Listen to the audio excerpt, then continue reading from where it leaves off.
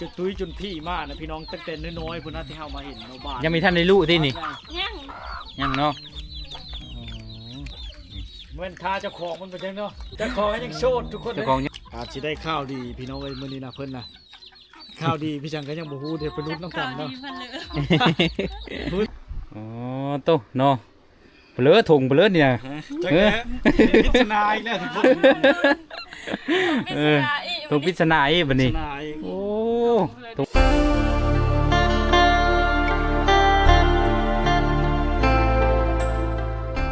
เลยเนาะ พอดี นี่ เลยเนาะที่ว่า เป็ดไก่เยอะแซวเนี่ย นี่แหละ กระบุงนี่แหละ วิถีชาวบ้านของน้องสาวกระบุงพี่น้องเอ้ย เออ คือเก้าเลย กระบุงคือเก่าคือเดิมเนาะบอลเซอร์ฮัมห้างกับห้างไม่แดงคือเก่า เป็ดไก่จะได้กันได้ลูกๆแล้วเนาะน้องสาว แต่ลุดๆไปน้ำหลังเลยเนาะ ดีมากทุกคน ไอ้เรื่อง อิดอีพอจะบอก แมน มีเสื้อนั้นเลยบ่มีเสื้อน้ำเลยบ่ เจอ เสื้อ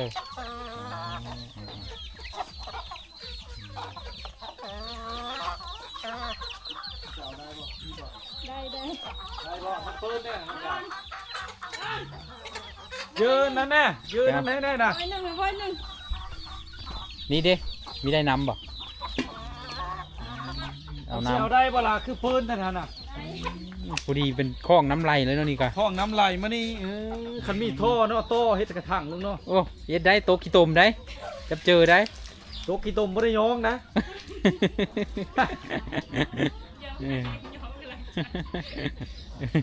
คุณเอาลงมาทางลาด ล้างถ้วยล้างชามอยู่เทิงนะทุกคนนะ อืม ผู้น้องเพิ่นมันลงมาเกือหมู่ที่ห้าพูดชิท้ายกิจักชิท้ายไผดีระบ้านช่องชาวนี่พี่น้องเอ้ย คนนึงเกลือหมู นี่แหละ คนนึง บรรยากาศเนาะ คนนึงนึ่งข้าวคนนึงกันล้างถ้วยล้างโบ่งเนาะ ได้ลายเตอะ จะได้เอ็ดบดเลยเลย เนี่ยนะ แมน ได้ลายเตอร์บ่ไปหาในมันก็เชนว่าในหาในมัน พ ก็ อ เช ได้ น กิน พอได้กิน แมน หาเชือกกระเป๋าหรือเชือกกระตา เสื้อกระหยัง เชือกกระยางโอ้ยที่เว้ามาบ่ถือจักอันพี่น้อง เออ เสื้อกระหยัง หมู่ล่าจนตุ้ยจนพี่มากนะพี่น้องตั้งแต่น้อยๆพุ่นนะที่เฮามาเห็นเราบ้าน ยังมีท่านได้รู้ที่นี่ ยัง ยังเนาะ เหมือนคาเจ้าของมันเป็นจังเนาะ เจ้าของกัน เจ้าของยังโชดทุกคน เจ้าของยังโสดแน่ จะแมน กันจะได้ผู้บ่าวแล้วเข้าไปเบิ่งใต้คอมเมนต์ใน Facebook เด้อทุกบ่อึดเขาคอมเมนต์ถามหาอยู่ ไปเม้น หาที่ซื้อติ ไปเม้นไว้ก็ได้ ไปเม้นไว้ก็ได้ ยินข้าวสิได้โทรศัพท์เลยบาดในแห้งเทคแล้วเนาะผู้บ่าวน่ะ ไม่อื่นแล้วแซวๆแล้ววันนี้ ยากทีมบ่เคยมีผู้สาวเอาผู้บ่าวมาล่มนะทุกคนนะ แมนไม่เคย บ้านนี้คือสิโอคันใดบ่เคยแห้งแล้วบ้าน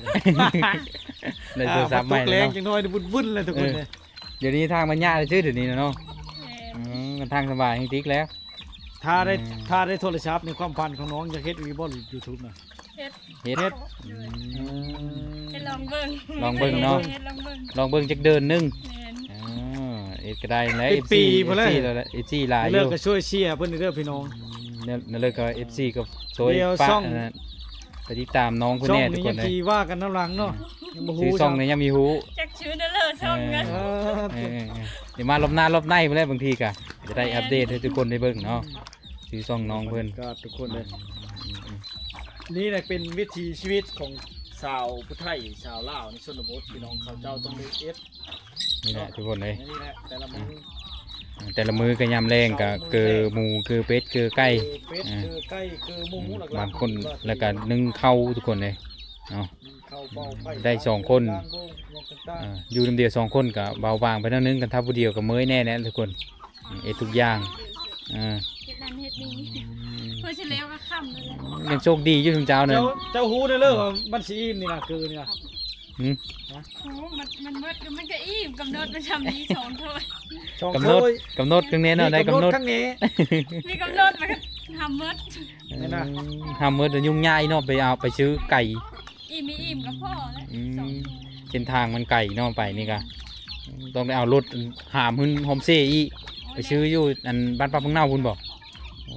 น้ำมาอีก หามมาอีก น้ำมาอีกแล้ว ทางปัญญาเนาะ แม่นรถไป ขนาดจุมอายมาชุนี่ก็อายตกหนองนั่นก็มาไม่ได้รถอายนะว้ารถตีนลุย อา เลย บักเฮืองเป็นยังว่าคือจะโมอยู่จนจะเป็นกับขึ้นไปน้ำ สมัยได้หามผู้เดียวกันเออรถตีนลุยเลยมีแม่นตีนน้ำแน่ ต้องทำใจเนาะทุกคนถ้าอยากมาหาชาวดาวชาวดอนเนาะบ้านเราเนี่ยบ่แม่นอื่นดอกคนทางยากหลายได้ต้องมา2คนเนื่องเจ้าอัญญาณได้หามรถหามล่างถ้าไปบ่ถึงทางเนาะ อืม ตกข้องรถนอกอย่างต่างๆโอ้ยตก นำก็นำเลิกซะมิ น้ำเลิก รถก็รถเก่านี่โอ้ยอันตรายมีมาก็ได้ แล้วบัดนี้ไผเป็นตั้งส่งเนาะไผเป็นว่าเป็นวินนะข้ามเซ่นี่พี่น้องมันเป็นวินชลวินอันนี้เนี่ยบ่สามารถมาได้ยันตกเซ่บ่แม่นอื่นดอกคันน้องดาวก็ได้ละร้อยน้ำเป็นเนาะ แม่นเป็น เป็นเฉยเนาะ เป็น โอ้เว้ากระทือเฉยเนาะ บ่ได้กินหลายเทื่อแล้ว เออบ่เออ ช้อนเด้อสิมาเด้อจากมือเด้อ เป็นนั่นเลยอยู่เคยเซ่ อยู่เพื่อเซ่เนาะ แม่น แต่อยังน้อยลงดินน้ำเซ่ตลอด โอ้น้ำเซ่เลยแต่เก่า แต่เก่าพุ่นเนาะเดี๋ยวนี้บรรยุค ไปอาบ สมัย น้ำเซ่แล้วน้ำคุณก็ได้อาบแล้วได้อาบ ได้หาผมแล้วเนาะ หามาอีกหาพื้นเทินอีก นี่แหละประสบการณ์หลายสาวดาวผู้เป็นเอ้ยนี่ทุกคนเลย ผู้น้องนะคล้ายๆแน่ อีหยังก็เอ้ยหาบเพิ่นเนาะเอ้ยหาบเอ้ยดึง อืม อาจสิได้ข้าวดีพี่น้องเอ้ยมื้อนี้นะเพิ่นน่ะข้าวดีพี่จังก็ยังบ่ฮู้เดี๋ยวไปลุ้นน้ำกั ข่าน วดี เนาะ เพิ่นเลย รู้แต่ว่าข้าวดีเนาะ พูดแต่ว่าข้าวดีมื้อนี้นะ อ่า เออเออ ว่ามาเซอร์ไพรส์เพิ่นนะทุกคนนะ อ๋อโตเนาะเปลือถุงเปลือเนี่ย จังแหละพิจารณาอีกแล้วทุกคน เป็นสาอีก ถุงปริศนาอีบัด พิ นี้ จารณาอีก โอ้ถุงเปลือถุงดำนี่เนาะ ทงมีจังแต่รู้ ดาวด้วยน้องดาวเปลือนี่ถุงเปลือนี่มีจัก อายมีข้าวดีมาบอกนี่น้องดาวน้อง ข่าว ดอน ดีเพิ่นเลยเด้ ข้าวสิได้โทรศัพท์แต่บ่แม่นมื้อนี้ได้ ว้าว มือใหม่วุ่น บ่ไม่พุ่น อืม มาเลยก็ได้ เลิกก็ได้ ทาได้อยู่ตลอดเนาะ แม่น อ๋อนึ่งข้าวไว้ว่าจะไปแปลงโทรศัพท์บ่มื้อนี้น่ะ แม่นฝนต โอ้ ก ถ้าฝนมีตกก็แม่นไปแล้วเนาะ ไปแล้วเนาะ ฮอดมือ โอ้ ได้ไว้ ฉันสู้บ่ดีมากว่าท่านจะเล่นเฮาเนาะ ขนาดนั้นมีเห็นแล้วเนาะ บ่เฮ็ดช้ำคือฉันน่ะ เออ การติดต่อกันยากเฮ็ดในทุกคนนี่เนาะแต่เฮาก็ได้มากอะถ้าบักถ้าหยังก็บ่แห้งเพื่อสิได้ข้ามมาได้บางครั้งก็บ่ได้อัปเดตให้พี่น้องเบิ่งเนื่องจากว่าฝนตกแห้ง แม่นฝนตกเศร้าเลยนะ คนทางกระย่าเนาะ จุมอายนี่เดินทางมาแต่เมื่อวานนี่เด้อายนี่ เดินทางมาแต่เมื่อวานนี่มื้อสั้นมาฮอดช่วงอันฮอดบ้านหยังบ้านไม้น้ำแห้งกายมันน่ะประมาณ4โมงกว่า เกือบ300กิโลแล้วเนาะมาฮอด 300ปลาย 300ป่า ฮอดพี่น่ะ คนซุ่มว่างๆเลยเนาะ ฮอดจะประมาณ300ปลายน้อยๆฮอด เล่นไปเลยทางเลยเก่ามึนมืดแล้ว มื มื อ อ สั้นบัดนี้นี่ โจอดเฮ็ดนี่ก็บ่ดีเลยว่าขมังพายามคอยประคองมาฮอดบ้านนนทภูบ่แม่นอื่นน่ะหิวข้าว อดเข้ามาเนาะ โอ้ยตาย จนมีกินนข้าว ว่าสิบืนมาพี่บ่ฮอดเฮ็ดได้ก็บ่ฮอดจะเป็นได้พักหาที่พักอยู่เพิ่นพี่น้องอยู่ชุมว่างๆเลยมือต่อมาจะมาในทุกคนเนี่ยม่านสะพายน้องดาวนะเกือบเราไปแปลงโทรศัพท์แปลงมันก็บ่ดีคือเก่าโทรศัพท์น้องเนี่ย แปลงมากกระตายอีก ตายคือเก่า แล้ว มันจนบุรีแล้วนี่ตัวนี้นี่ของขวัญมาได้นะพี่น้องมาแต่ประเทศอิสราเอลนี่ทุกคนภาคกองพิจารณามาอ่า ลองกันไข่เบิ่งด้วยหั่นเปลือน่ะ ยังเบิ่งดู เราไข่เบิ่งด้วย เต้นเลย เบิ่งตอดนะ ไข่เบิ่งมันเปลือเป็นเปลือไข่เบิ่งแต่ละอย่างหั่นได้มีดบ่ อันนั้นได้ชื่อเพิ่มมาเนี่ยเลิกจ้าเลย เปลือนั่นน่ะฮู้จักอยู่บ่ ไม่จัดอันพัดลม พัดลม ลม มีแฟนน้องจำฮู้จักกว่าเนาะ ใช้ชากไม่ยัง เออ ดีใจยี่บ่นี่ไม่ยังเลย ได้ของขวัญหลายเลยทุกคน เป็นเลย ได้ของขวัญเลยทุกคนมาเด้อ ดีใจบ่ เป็นแพง เบิ่ง กว่า มันตกอะไรนะมันชกเข้าชื่อเลย เย็นบ่พัดลม เนี่ย เห็นได้ทุกคน ไม่ไหม้อะไร ครั้งแรกในชีวิตด้วยวันนี้นะครั้งแรกเลยที่ได้ใช้โทรศัพท์ ราคา10,000ป่ายทุกคนเนี่ย ป้า 10,000กว่าพุ่นได้ราคานี่ถือว่าค่อยๆเองนี่ก็ยังบ่อันนี้ระบบกันสั้นก็ได้อีช่างทุกอย่างกองก็งาม ระวังได้มันตกได้มือสั่นนะ คนงามให้ชิงามตื้มมาแล้วเนาะ เพราะว่า เป็นแพง ที่เอาทายหาก้อนนั้นเนื่องจากว่าลาวอยากเฮ็ด YouTube ถ้าเป็นไปได้นะช่องพี่น้องนี่ทุกคนเลยอยากได้ ตาม ลิ้น ไป ดี เด้อ ๆ ทุ เด้ กคนอบ่ทันได้มีช่องจัง ขอฝากมาติดตาม ดีใจบ่น้องดาว ดีใจ โอ้มาฮอดมาถึงมือแล้วนะทุกคนนะ แม่น เบิ่งมันรุดมือจะได้มือชัดยกใครอายเบิ่ง ลองเปิดมึงด้วยมันติดอยู่บ่ เพราะว่า แม่น ไอ้ กอก ปิด ปอง เครื่องตั้งแต่อยู่พุ่นนะ เออ ก็ขนาดบ่เฮ็ดหยังเลยนะเพิ่นอัปเดตเฉพาะซอฟต์แวร์ให้แล้วก็เด้ของแถมเนี่ยจะมีพัดลมเนาะเบิ่งดูของแถมของ เบิ่ง แถ ข ม องแถมได้ไปเลยแน่ได้โมกพร้อม โอ้ในมืออีก โอ้เนาะ เนี่ยไผมักกินมุกน่ะ นอนจูกระชอก มักถือวัดจองแล้วมีคู่เดียวแล้ววันนี้ คู่เดียวแล้วใช่ ได้อันเดียววันนี้ไป ไอ้ที่สามคน อันที่สามก็ได้ ตู้ลำโพงตู้พิชามตู้พิชามของแถม ของแถมหลายๆเนาะ ลองเปิดดูได้หรือบ่น่ะ ได้แล้วบ่ 16 โมง 55 นาที ทุกคนรู้ล่ะทุกคน ได้ดอกไฟเรียบร้อยแล้วมั้ยบนลำโพงนี่แม่นบ่ ต้อง ยังบ่มีชิมของเจ้าตายหรือบ่ ยัง ยังที่ ใส่ได้อยู่เนาะ ใช่ของน้องสาวไว้ที่ไอ้บ่แนะนำแต่ บ่เลย เดือนก้อนพุ่นใช่ไว้ที่มันจังบ่ตายของตั้งแนวตั้งโทรศัพท์นี่ แนวตั้ง อันนี้นะ เป็นอยู่บ่ใช้บ่เป็นใช่ไหมจ๊ะ เคยได้อยู่บ่ ไม่เคยได้ยังคือครั้งแรกเลย โอ้มาเห็นตื่นเต้นขนาดนอนดีแล้วที่ไอ้บ่บอกไงการจ่ายยันน้องไปแปลงโทรศัพท์ก่อน โอ้ไปเท สมัยเลยเนาะ ฝนมีตกมันได้สลุยแล้วสองมีหดมือหึงแล้ว วันนี้นะ เมน มื้อแรกนี่นอนรับอยู่ว่ามื้อแรกนี่ จังเลย ราคา10,000ปลายก็บาทนะทุกคนนอนได้เงินที่อ้ายนี่ลงไปซื้อนี่ก็อาบ่ได้ไล่เลยหมด500,000ปลายอ้ายก็เพราะว่าจ้างรถลงเด้ลงไปแล้วบัดนี้พี่น้องคือเห็นใจเนาะมันมีพี่น้องอยู่สวรรค์เนาะพาไปซื้อ อันนี้เปลือนี่นะ ลากลง แกะมึงด้วย เอามี ได้มีดบ่ เนี่ยตังกับดอกไผ่นี่ อ๋ออ๋อ มันตั้งห้าได้ในชื่อตั้งห้าได้ ขาตั้งกล้องบ่ตัวนี้ ขาตั้งกล้องกับ ขาตั้งกล้อง ขาตั้งโทรศัพท์ อ๋อเอ็ดคลิปเนาะบัดนี้เนาะ จะได้เฮ็ดคลิปได้บ่ โอ้ตั้งเจอเอ็ดคลิปบัดนี้เนาะ นั่นเลย สองพี่น้องรอท่าเบิ่งติดตามจักซื้อซ่องก็ยังไม่ได้เลยทุกคนเลย จักซื้อ เออจักละซื้อนั่นเลยแหละ ราคา10,000ปลายก็บาททุกคนเนี่ยพิมพ์เข้าไปใน YouTube อย่างก็เห็นหมด ไม่ได้ซื้อแม่นบ่ Samsung บ่มี เออไม่ได้ซื้อ หมดสวรรณเขตบ่มี รุ่นใหม่ล่าสุดอีก รุ่นใหม่ล่าสุดเลย คุณล่าสุดเลยมันจะมานังเฮ็ด Samsung มันกันน้ำได้ที่รุ่นนี้กันได้อยู่ กันได้ ชั่วคราว จะเข้าไปเบิ่งรถสามารถกันน้ำได้ กันน้ำได้ชั่วคราวแบบว่าฝนตกแบบเวลาเราไปหันไปนี่นะ ตกน้ำลง1 เมตรว่าแต่เบิ่งเข้าไปเบิ่งรถโอ้สุดยอดอลังการขนาดเลย เธอทำ ของอ้ายนี่ สองเธอตาย ของอ้ายนี่ เธอตาย จุดรูปไปลอยอยู่ไอเห็นกันเลยโอ้ยชอนน้องดาวเด้ว่ะการโชคดีเนาะที่มีผู้ใหญ่ใจบุญผู้ใหญ่ใจดีพี่น้องทั้ง ขอบใจแล้ว ประเทศอิสราเอลเนาะอิสราเอล อิสราเอลบ่ อ่า ซื้อโทรศัพท์เพิ่นนี่เนาะ แมน โอ้โอ้ เพิ่นโอนมา1,10011,000 บาท อื เนาะ ม โอนมาน่ะเพิ่นให้ค่าทางกันปกติเนี่ยเพิ่นโอนมา12,000เพิ่นให้ค่าทางให้ ดอกไฟโอ้ 1,000 บาทดอกไผ่ดอกไผ่ซื้อให้เพิ่นนั่นได้ไตมันด้วยน่ะเป็นอยู่ว่าไตก็ได้ ใช้แนว มันมีแนวนีบได้เห็นบ่แนวนีบมันได้ใช้ อยู่นี่นะวะแนวนี้แนวนี้โทร หันจะ ศัพ มา ท์ ดูนะหันจะมาดู แนวนี้โทรศัพท์ ใหญ่เนาะแต่ละดีใจขนาดได้อเล็ก อเล็กมักพัดลมบ่ พัดลมนะมักพัดลมบ่ตัวน่ะ เออ พัดดูเป็นบ่เปิดเป็นบ่น่ะเปิดลองดูซากไปก่อนน่ะบัดสิใช้งานลองใช้งานเบิ่งได้บ่ อื โอ้ ม บังแห้งหนึงซาก แห้งได้ ก่อน เลย เพราะว่ามันบ่ทันได้ใช้งานต้องได้ซากให้มันเต็มก่อนเจ้าหันจะมาดูเป็นจะบ่หันกัน หันเลย โอ้หันเป็น ทุกคนหันนี่เป็น เฮ้อจะเต้ดีใจแห้งลึกแล้วนี่พี่น้องเลยบ่น้องๆบ่ได้โทรศัพท์ก็ดีใจบ่ห้องน้องดาวด้วยนี่ครับชื่อ โอ้ก็ดีใจน้ำเดียวเนาะได้น้ำเดียวแหละ สิเฮ็ดรีบ่ใน YouTube น่ะ เบิ่งนี่แหละ ฮะสิบ่ไปแล้วว่าเฮ็ดงานนี่สิเฮ็ด YouTube หรือว่า คันเฮ็ดได้ก็ดีไป ยากจังเลย น้องมันก่อน นี่แหละพี่น้องอยากไผอยากรู้วิถีชีวิต นั่งนี่นั่ง ชาวดอนชาวดาวเนาะชาวบ้านทับโพกอะเดี๋ยวเฮาสิเปิดลิงก์ให้เราบัดตั้งช่องตั้งหยังแล้วนะทุกคนนะที่เห็นสภาพความดีใจ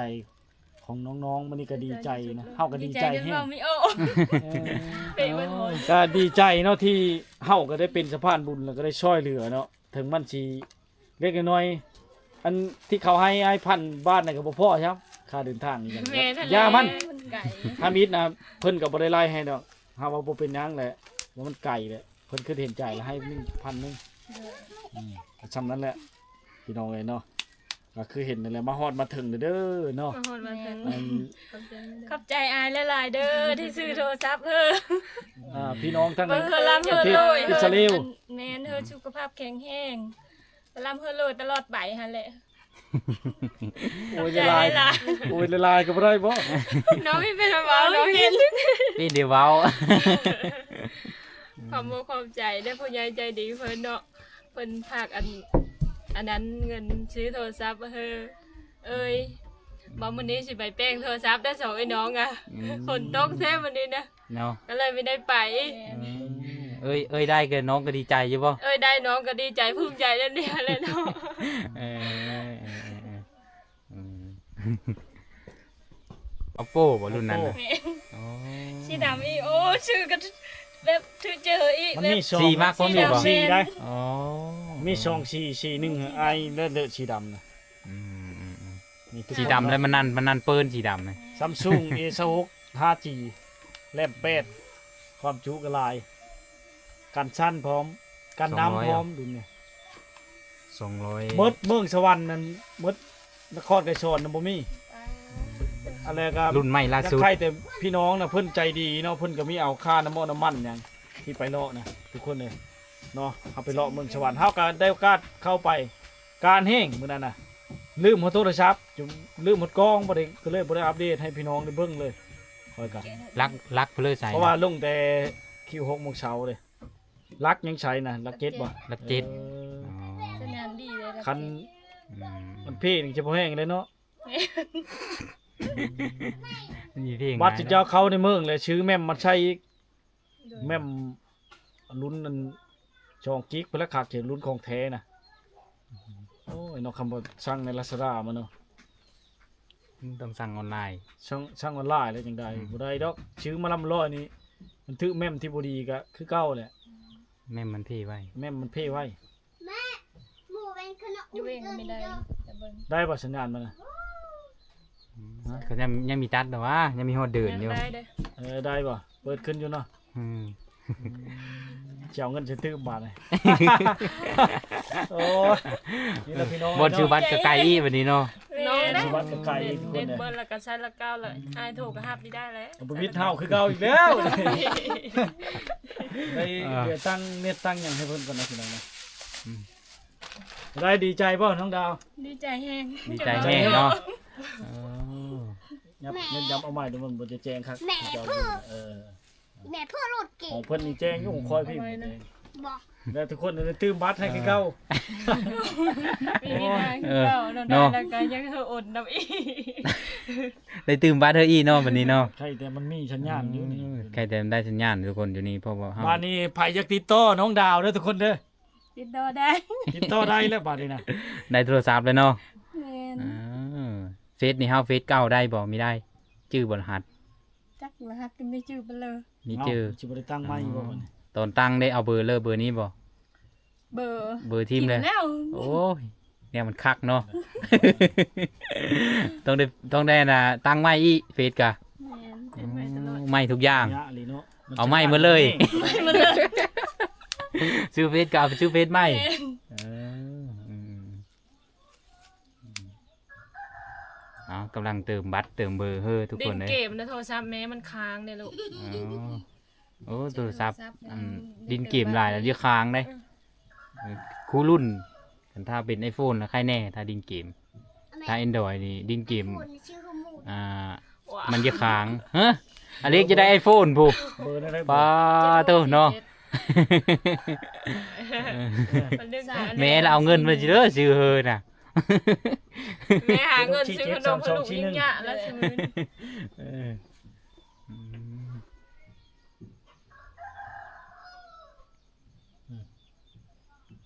ดินแล้วได้แล้ว ได้บ่เติมเน็ตเรียบร้อยแล้วเนาะ เฟซบุ๊กเฮ็ดได้สิได้บ่ได้บ่ฮู้รหัสรหัสก็บ่ได้จักดีบ่ ไม่จืดไม่จดเลย จดไว้อยู่ จดอยู่แต่ว่า เข้าเนาะเอาเข้า ลองเบิ้ง ถ้าจดก็ถ้ามีชื่อเบอร์เก่ามันก็เฮา ญา ย่าน ติ ได้ ที่จนจุจิเพิ่นแล้วบาดนี้เนาะจะจวดเพิ่นแล้ว สัญญาณเต็มหมดแล้วอยู่นี่นะตั้งแต่ว่าแถวนี้มันใช้ 5G มันจะยากหน่อยนึงได้ดูด้วย 3G 3G หลังจากเอามาให้แล้วก็ลองนะทุกคนนะเนาะ อืม อ่า ลองเบิ่งยังไม่ลองจักดีเลยน่ะ ให้เจ้าของร้านเขาอัปเดตแล้วก็เอามาแล้วนี่ก็เพราะว่า ต่อข่าวอัปเดตเฮ้ยซื้อเนาะ ตั้งอีเมลใหม่นะทุกคนนะเนาะหน่วยเก้าเจ้านั้นราคาเท่าไหร่เจ้าชื่อนะ ล้านปลาย ร้านปลาย แม่น โอ้ย2,000 2,000 3,000 แม่น อันนี้10,000ปลาย โอ้ พุ่น ย นี่ 7,000 อืม โทรศัพท์ใหม่ แม่น ล้างเหรอ เอามาแล้วล้าง ไป มัน เลยล้างนะ เอาควายมาล้างได้ได้ควายของ ข่อยจะชงโตไว้เท่าแล้วโต เป็นก็ได้ว่าใกล้ก็ได้ว่าเซตบาดดีเนาะ โลดวันนี้เอาเป็นที่รักเป็นอีเมะหรือเปล่า เออได้กราบดึกล้วนทันทีมงานทำมื้อนี้ โชค กัน ดีนะ กันล้างกันเนาะ เนาะก็ดีใจน้ำเล่าดี อืม มาจนจิดินจิดอง แต่ก็ว่าเกือบมีพบมีพอเนาะ เกือบ โอ้หาหน่อไม้แล้วคันคำว่าจะแกงหน่อไม้นี่บ่ได้มาใช่นี่น่ะอยู่หน้าพุ่นเลย แม่น สิได้ไปตามหาตัวอยู่หน้าเฮ้ยมารับมีแล้วมีอยู่แจใดเนาะหน้าเพันแล้วเลยซ้ำ เออ ไม่รู้จักได้มาจุอาชิว่าเลย สมว่าดาวมีไว้เบิ่งข้างแน่พี่น้องตามหาตัวยากขนาด เป็นเลอได้บ่ ยังไม่ได้ยังมีชื่อรหัสไปเลยจะจดไว้ดิจักเอาไว้เฉลย สัญญาณได้บ่สัญญา ถา ณ มดูบาทนี่จะได้ฉบับ อืม จะเข้าได้ จดไว้อยู่บ่ แม่น เอาลองหาเบิ่งโซหาเบิ่ง ช่องหาร หัสมันยาวโคตร เออ ทรัพย์นอนในเลิกกาอันนี้กะในน้ำต่างหน้าเนาะเป็นสะพานบุญกะดีมุกดีใจแทนน้องเพิ่นแล้วก็ดีใจที่มีผู้ใหญ่ใจบุญซอย ของแจกของแถมนั่นก็คือตู้เอพิสามหมวกพัดลม จะ ทุก คื ค อน ดอกไฟเนี่ยทุกคน คือ แล้ ละ ว แม่น ก็เนี่ยตั้งโทรศัพท์นี่ทุกคนเลย ตั้งโทรศัพท์ใช้เป็นอยู่ที่นะ ใช่ ครั ห้อบ งเป็น ฮะ มัน ใส่ อัน ได้ นั้นนั่นเด้ ฮะ เวลานอนบ่ใช่นั่นเลย นี่นะ อืม นี่แหละทุกคนเลยเนาะ เอาลองเปิดเบิ่ง เอาแล้ว เป็นอยู่บ่เอออืม ว่างอันเล็ก อืม นี่ เด้ได้แล้วเด้ นี่นะ อืม ตั้งใช้ เป็นแนวตั้งซื่อๆตั้งเวลาแต่งหน้าเบิ่งโทรศัพท์ให้พร้อม ได้บนตั้งหน่อยหนึงเออเอ มี อ ของแถมอีก สบายยันโทรมันล้มปุ๊บ ตั้งที่ไม่ได้ เออเออพื้นมันทิ้งก็ได้ พื้นมันมีทิ้งมันมีได้ เท่งกว่านี้ อืมอืม จำตั้งอยู่ในฮานเลยทุกคนเลยเนาะ จำตั้งโซ่อยู่ ได้ นะ ของแก้ของเทมนะแต่กันแตกกระติดมาแล้วติดสีกันแตกมันมีอยู่แล้วเนาะแต่บ่มีอันเคสยังสั่งมาอยู่ยังสั่งมาอยู่เลยเคสนี่นะ มานตำลัง สังเกตดูอีก จักสิได้หรือบ่เขายังพากมาอยู่บนถนน สังเกตดูอีก บัดหน้าพุ่นแล้วใช้กำลังเอาเด้อใช้ มาก ำลัง มารอบหน้ารอบ เพ ใน ราะว่า ไปเล มัน ย หักอ้อรุ่นใหม่นี่รุ่นใหม่ล่าสุดเลยเฮ็ดให้มันบ่มีย่อมเราเอา โดย ย่อมหมดในสวรรณเขตก็บ่มี มาแต่เวียง มันมีหารหนึงพิมพ์เข้าหามันเห็นนะได้ อืม เนาะชวนดอกไผ่นี่สั่งมาโดยเฉพาะนี่นะพี่น้องเอ้ยไปตื้มเงินใช่นะ สั่งโดยเฉพาะ ครับ สั่ง อันนั้นก็ขาตั้งกล้อง ตั้งกล้อง ขาตั้งโทรศัพท์มาแล้วบ่ตั้งกองก็แม่นเนาะเพื่อจะให้อยากสนับสนุนน้องแช่น้องชาว สร้างช่องทุกคนเลย ใช่นั่น บาง ลย เทื่อพี่น้องอาจจะได้เห็นเนาะใช่เลย ได้แล้วก็ใช้ บ่เป็นใช่เลย ไม่ได้ถามนะ จะมีเป็นจะมีเป็นอีก นี่ใช่ยังนี่นะ อืม มาหั่นใช้นี่นะ ต่างคนต่างมีเคยใช้พอเอาเนาะ เอามืออื่นกับบุ๊กถ่ายคลิปมืดมือ น้ำมันเยอะนะเอาดูขาตั้งนะ เอออันนี้ก็ได้อยู่ได้ดอกไฟนี่ โอ้ยไฟ มีแห้งแต่มันมีแห้งนั่นแหละมันคอย แต่ก็ได้อยู่จะใช้เวลาจะใช้กล้องหน้าถ่ายคลิปมันนะก็ได้อยู่ มีบชนแล้วนี่มีบชนิดก็ได้นี่จะใช้จะวินทางใดทางวินทางใดก็ได้นี่เด้ก็ได้แล้วเด้นี่ เออ แต่ว่าเอาไปน้ำเราต้องได้จับน้ำนี่โทรศัพท์ใช่นี้เป็นอยู่ที่วิธี เล นี่ ย มันยังไหม้ไม่แข็งอยู่ทุกคนแข็งเนาะนี่เนาะนี่ตั้งใช่นี่ก่อนจะเข้าทางนี้ก่อนทุกเทื่อนี่เลยนี่ก็กดชนิดนี้นี่ บุญได้แม่นบ่ตัวนั้นกะ ตัวใด ตัวนั้นน่ะ ตัว ได้หมด บนอันนั้นตัว3น่ะบุญได้ อ๋อ เนาะ ได้เลย มีได้เนาะ อ่า อ๋อ ปีนี้นี่จะได้ตำไปชูงกันยืดเอาเนี่ยมันจะชูงขึ้นฮอตพุ้นเลยเนี่ย 2 เมตร เม็ด70 เมตร70จะมายืนได้ดิน TikTok นะ เม็ด70 เออ มันเขียนอยู่เนี่ยก็หุ้งชาวบ้านหุ้งได้ แต่ว่ามันเร่งคือตัวลุ้นราคาดีบ่ได้นี่ อืม ราคา มัน เช เป็น นด้านเชนปลาย ระดับเดียวเลยเนาะ เออ อ๋อ ตัวนี้ก็ไต่ได้กันที่เนี่ย ได้ คนไต่เนี่ย ทั้งหลังนะมา เนี่ยได้นั่นนึงแต่มันมีลายชี้นี่ก็ เออ เนาะ สีแดง บบพี่น้องเลยแบบย่างแบบนี้แหละ แต่ว่ามอดมันจะได้กดหลายบาทมันมีอันนั่นเนาะอันนี้แหละ อืม เวลาใช้งานแต่ต้องได้ซากไว้ก่อนอันนี้ก็ต้องอุ่นก่อนเพราะมันมาไหม้เด้ซากหมดทุกอย่างอันนี้ก็ได้ซาก เธอทราบนั่นก็ได้ทราบ มีแต่น้องดาวบ่ได้ซากเด้อน้องดาวบ่ได้ซากมีไผอย่าเด้บ่ได้ซากกับน้องดาวเลยเนาะเนาะ มันจะมีอยู่เนาะ อืม กาชิบีชั้นนี้นะพี่น้องเอ้ยในเลิกขอขอบใจหลายๆเนาะพี่น้องทั้งประเทศอิสราเอลนะอันนี้ก็ชิโมมิอย่างหลายเนาะอยากสีโอ้ยใช่ให้พรเพิ่นเนาะ ขอบใจอันหลายๆเด้อ เฮาก็ตั้งหน้าเนาะเฮาสิเพิ่นโอ้ยใช่ไปเลยนะพี่น้องเลยโอ้ยใช่ให้พรแล้วเฮาสิโอ้ยใช่ให้พรเพิ่นเนาะเลิกก็ขอโอ้ยใช่ให้พรผู้ที่ใหญ่ใจบุญพี่น้องทั้งประเทศอิสราเอลเนาะเพิ่นก็บ่ได้ให้น้ำประสงค์ซื้อเนาะก็เลยโอ้ยใช่ให้พรให้มีสุขภาพแข็งแรงเนาะให้ยิ่งใหญ่ในหน้าที่การงานพี่น้องเอามาให้น้องดาวน้องดอนซำนี้เนาะก็ขอให้มั่งมี100 เท่าพันเท่าล้านเท่าเนาะขอให้ชุกกายชุกใจเนาะมีความสุขกับครอบกับครัวพี่น้องอยู่ทั้งเลิกก็ขอให้มีไส้ไปทั้งใดก็ขอให้มีโชคกินบ่บกยกบ่ลงแต่นี้ต่อไปเนาะให้มีแต่ความสุขความเจริญให้มีแต่ความสุขความเจริญเฮงๆปังๆสุขกายสุขใจเนาะให้มีแต่ความสุขชมหวังเนาะถ้าบ่ได้มีชู้มีแฟนก็ขอให้ได้แฟนผู้ฮู้ได้ชู้ผู้งามเนาะให้เฮงปังๆตลอดกาลตลอดไปเนาะสุขกายสุขใจประสบผลสำเร็จทุกสิ่งทุกอย่างเด้อมีชั้นนี้แหละพี่น้องเอ้ยขอบใจหลายๆเนาะ ขอบใจ